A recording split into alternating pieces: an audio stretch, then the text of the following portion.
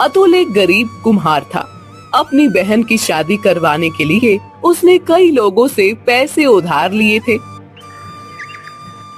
एक दिन अरे ओ अतुल, कितने महीने हो गए हैं तुमने हमसे पैसे उधार लिए हैं, लेकिन आज तक 1 रुपए भी नहीं लौटाया है तुमने।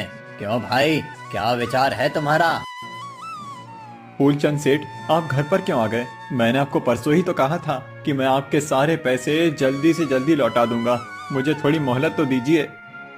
अरे और कितनी मोहलत? तुम रोज यही कहते हो, आज देता हूँ कल देता हूँ। मुझे अब जल्दी से जल्दी अपने पैसे चाहिए। तभी वहाँ बनिया आता है। अच्छा हुआ अतुल, तुम यहीं मिल गए। अरे बहन की शादी में इतना सारा सामान लेकर गए थे, उसका पैसा कौन देगा? बनिया जी, मैं आपके भी पैसे जल्दी ही लौटा दूंगा, बस मुझे थोड़ी मोहलत दीजिए। अरे ये तो बस मोहलत मांगता रहता है, पैसा देने का नाम नहीं लेता। अतुल, कह देता हूँ, 2 दिन के अंदर अगर मेरे पैसे नहीं मिले तो देखना मुझसे बुरा कोई नहीं होगा। बनिया और फूलचंद अतुल को धमकी देकर चले जाते हैं घर में। बेटा, अब क्या करोगे? कैसे चुकाओगे इन लोगों के पैसे? समझ नहीं आ रहा माँ, मैं क्या करूँ? कुछ और लोगों से पैसे मांग कर देखता हूँ, अगर कुछ इंतजाम हो जाए तो। अरे, एक गड्ढा भरने के लिए दूसरा गड्ढा खोदते रहोगे तो ये बढ़ता ही रहेगा। जानता हूँ माँ, लेकिन करूँ तो क्या करूँ? कोई काम नहीं मिल रहा है। अगर मिलता है तो उसके ज्यादा पैसे नहीं मिलते। इतना ज्यादा कर्ज है कि सालों काम करूँ तब भी नहीं चुका पाऊंगा। तो अब क्या करेगा बेटा? देखता हूँ माँ। अतुल पैसे जुटाने की कोशिश करता है, लेकिन पैसों का इंतजाम नहीं हो पाता। 2 दिनों के बाद फिर से बनिया और फूलचंद फिर से अतुल के घर आकर तमाशा करते हैं। पूरा गांव जमा हो जाता है। उस दिन के बाद से अतुल का घर से निकलना भी मुश्किल हो जाता है। कुछ दिनों के बाद अतुल अपने दोस्त से मदद मांगने के लिए रात को घर से निकलता है। वो दूसरे गांव अपने दोस्त के घर पहुंचता है। रमेश, मुझे पैसों की बहुत जरूरत है। दीदी की शादी के लिए जो कर्जा लिया था वो चुका नहीं पा रहा हूँ।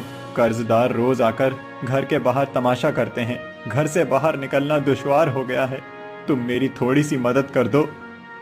अरे कुछ दिन पहले आते तो मैं तुम्हारी मदद जरूर करता, लेकिन मैंने अभी एक जमीन खरीद ली है, उसी में सारे पैसे डाल दिए हैं।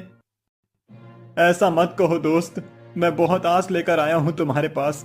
दिन में घर से बाहर निकल नहीं सकता, इसीलिए रात में आया हूँ। अब अगर तुम भी मना कर दोगे तो मैं किससे मदद मांगूंगा? रमेश अतुल की मदद नहीं कर पाता है और अतुल मायूस होकर उसके घर से चला जाता है। अतुल अपने गांव वापस आते हुए अपने आप से बातें कर रहा था। अब मैं क्या करूं? पैसों का तो कहीं से इंतजाम नहीं हो रहा है। अब घर जाकर सबको क्या मुंह दिखाऊंगा? अगर कर्ज नहीं लौटाया तो फूलचंद और बनिया मेरा जीना हराम कर देंगे। क्या करूं? कहां जाऊं? एक काम करता हूं, मैं घर जाऊंगा ही नहीं। हाँ, मैं ऐसी जंगल में रहूंगा। उस दिन से अतुल जंगल में ही रहने लगता है। एक दिन अतुल को एक चीख सुनाई देती है। अतुल जाकर देखता है तो वहाँ एक साधु बाबा दर्द से कर्रा रहे थे। अतुल देखता है कि उन्हें एक सांप ने काटा था। रुकिए बाबा, मैं अभी करता हूँ। फिर अतुल एक कपड़ा साधु बाबा के घाव पर बांध देता है। फिर जंगल में जड़ी बूटी ढूंढकर उसका लेप उस घाव पर लगा देता है। सांप के जहर का असर कम हो जाता है और साधु बाबा ठीक हो जाते हैं। फिर क्या हुआ बेटा, बहुत पीड़ा में नजर आ रहे हो? क्या कहूँ बाबा, बहुत परेशान हूँ। मैं एक गरीब कुम्हार हूँ। बड़ी बहन की शादी के लिए लोगों से कर्जा लिया था। अब वो कर्जा लौटा नहीं पा रहा हूँ तो कर्जदार रोज रोज घर पर आकर पैसों की मांग करते हैं।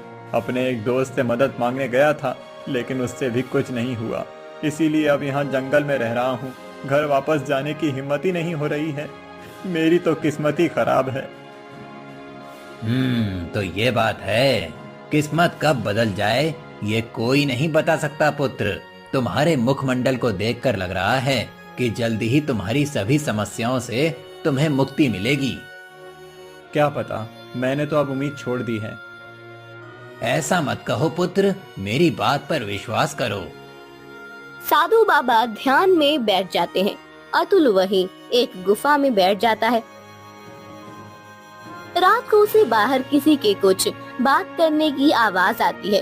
अतुल छुपकर उनकी बातें सुन लेता है। वो लोग चले जाते हैं। फिर नहीं, ऐसा नहीं हो सकता। मुझे कुछ भी करके बाहर जाना होगा। इस बात की जानकारी मुझे महाराज को देनी चाहिए।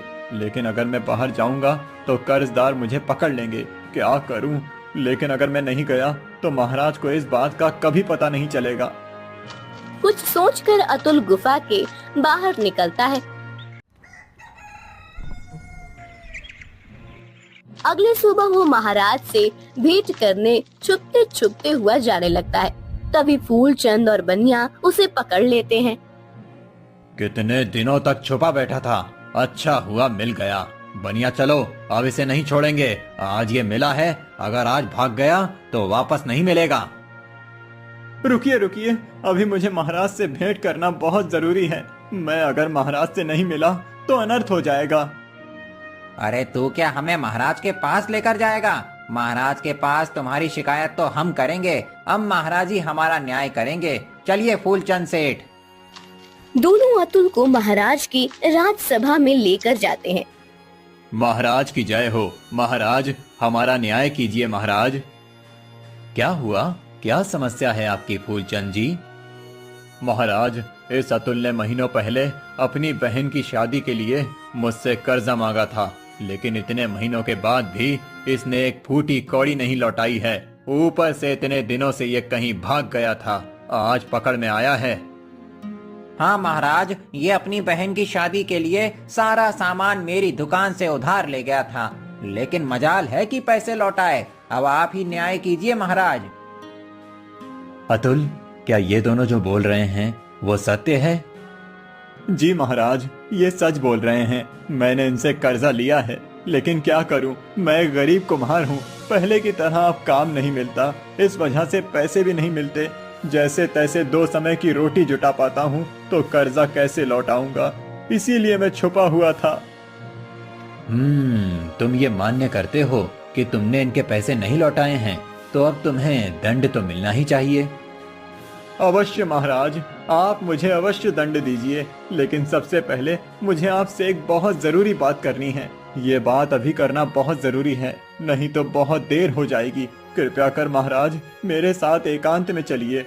मैं ये बात सबके सामने नहीं कर सकता। ठीक है, चलो, परंतु यदि तुम्हारी बात महत्वपूर्ण नहीं हुई तो तुम्हारा दंड बढ़ जाएगा। महाराज अतुल को अपने कक्ष में ले जाते हैं।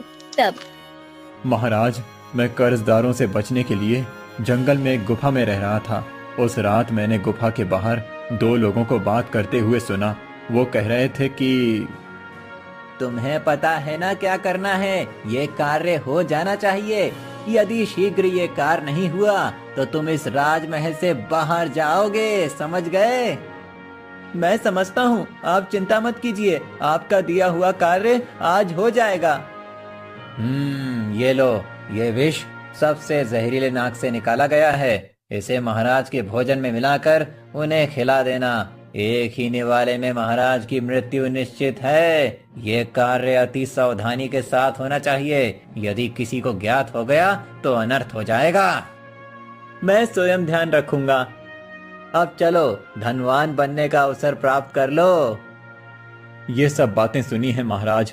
कोई आपके खाने में विष मिलाकर आपको मारना चाहता है। मुझे ये जानकारी आप तक पहुंचाना बहुत जरूरी लगा, इसीलिए मैं कर्जदारों का गुस्सा सहन कर यहाँ आ गया। परंतु मैं कैसे मान लूं कि तुम जो कह रहे हो वो सत्य है? महाराज, मुझे असत्य बोलकर क्या फायदा होगा? मेरा विश्वास कीजिए, मैं बिल्कुल सही बोल रहा हूँ। ठीक है, मैं अभी प्रधान जी को बुलाकर इस विषय में जानकारी प्राप्त करने को कहता हूँ। महाराज, आप जो भी करेंगे उचित ही होगा, लेकिन मुझे लगता है कि शायद वो लोग आपके राजमहल या आपके आसपास के ही हों। हाँ, ये भी हो सकता है। तुमने उस दिन देखा था कि वो व्यक्ति कौन थे? तुम्हें कुछ याद भी है? उनके कपड़े कैसे थे या उनकी कोई विशेष बात? नहीं महाराज, रात का समय था और बहुत अंधेरा था। मैं गुफा के अंदर छुपकर उनकी बातें सुन रहा था। तो अब कैसे पता चलेगा कि वो लोग कौन थे? क्या तुम उनकी आवाज पहचान सकोगे? जी महाराज, जरूर, मुझे उनकी आवाज याद है। ठीक है, तुम यहीं मेरे कक्ष में छुप जाओ। मैं एक एक करके राज्य के मंत्री और सेवकों को बुलाकर उनसे बात करता हूँ। तुम उनकी आवाज पहचान कर मुझे इशारा कर देना। फिर महाराज एक एक करके मंत्री और सेवकों को बुलाकर उनसे कुछ बात करता है। सब रसोइया भी आकर महाराज से आकर मिलते हैं। जब प्रधान और मुख्य रसोइया महाराज को मिलते हैं, तब अतुल छुपके से उन्हें इशारा कर देता है। फिर महाराज प्रधान और मुख्य रसोइये को बुलाकर, प्रधान जी, मुझे जानकारी प्राप्त हुई है कि आप मेरी मृत्यु की योजना बना रहे हैं। इस मुख्य रसोइये के साथ मिलकर आपने मेरे भोजन में विष मिलाने की योजना बनाई थी। नहीं महाराज, ये आप क्या कह रहे हैं? आपको किसी ने गलत जानकारी दी है। मैं आपकी मृत्यु की योजना क्यों बनाऊंगा? आपका इसमें कोई लाभ होगा, इसीलिए आप सत्य बताइए, अन्यथा मुझे बल का प्रयोग करना पड़ेगा। नहीं महाराज, मैं सब सत्य बताता हूँ। महाराज, मैं आपको मारकर स्वयं राजा बनना चाहता था। आप अकेले हैं, आपका ना तो कोई पुत्र है ना परिवार। मैंने कई सालों से राजा बनने की लालसा पाली हुई थी और आपकी मृत्यु की योजना भी बना रहा था, परंतु आप हर बार बच जाते थे। इसीलिए मैंने इस बार आपके भोजन में विष मिलाने की योजना बनाई थी। मुझे क्षमा करें महाराज। प्रधान की बात सुनकर महाराज क्रोधित हो जाते हैं और आपको क्षमा नहीं, दंड मिलेगा। इतना बड़ा अपराध किया है आपने और क्षमा मांग रहे हैं। सैनिकों, बंदी बना लो इन दोनों अपराधियों को। प्रधान और रसोइयों को बंदी बना लेते हैं। महाराज अतुल को बहुत सारा धन देते हैं और उसका कर्जा उतारने को कहते हैं। अतुल, तुमने अपनी सूझबूझ से मेरे प्राणों की रक्षा की है, इसीलिए मैं चाहता हूँ कि आज से तुम मेरे अंग रक्षक के रूप में काम करो। तुम सदा मेरे साथ रहोगे तो मेरे प्राणों को कोई संकट नहीं होगा। ये तो मेरा सौभाग्य है महाराज।